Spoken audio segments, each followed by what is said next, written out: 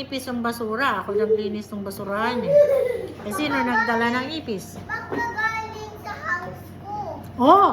So, ikaw nag-bring ng ipis sa school? Meron kami malaking ipis. Nako! Teacher!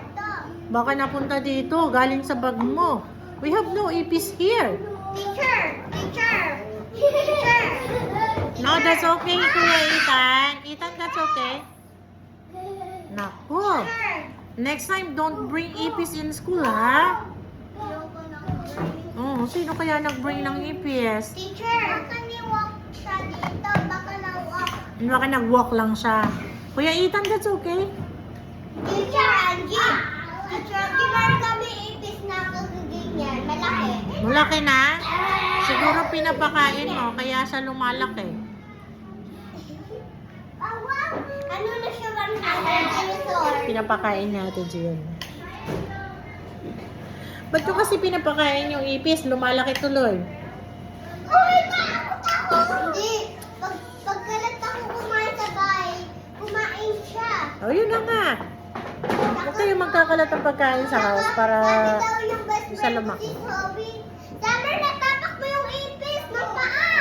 Naku po. Natapak ko Sabi- ng paa ko. Lagi ako takot sa ipis. Ang takot ka sa ipis? Eh, sino mas malaki sa inyo sa ipis? Si Gian o yung ipis? Sino malaki? Hindi daw. Sino malaki? Si Gian? Ako. Takot ka sa ipis? Ako. Hindi naman nakakatakot yung ipis, kaya lang pag bigla siyang lumipad, ayun, nakakatakot. O next time, don't bring ipis in school, ha? Yes, Ha? teacher. Huwag magbibring ng ipis. Kaya pag may lumapit sa akin ng ipis, tumalon na ako, nagulat ako. Mamaya, nahulog ka pa eh. Takakatalon mo eh. Hindi naman nakakatakot yung ipis. Kuha lang kayo ng broom o kaya slippers or shoes, paluin nyo. O, di wala na. Di ba po? Bawal yun, kawawa naman siya. Ay, sige, alagaan mo na lang yung ipis.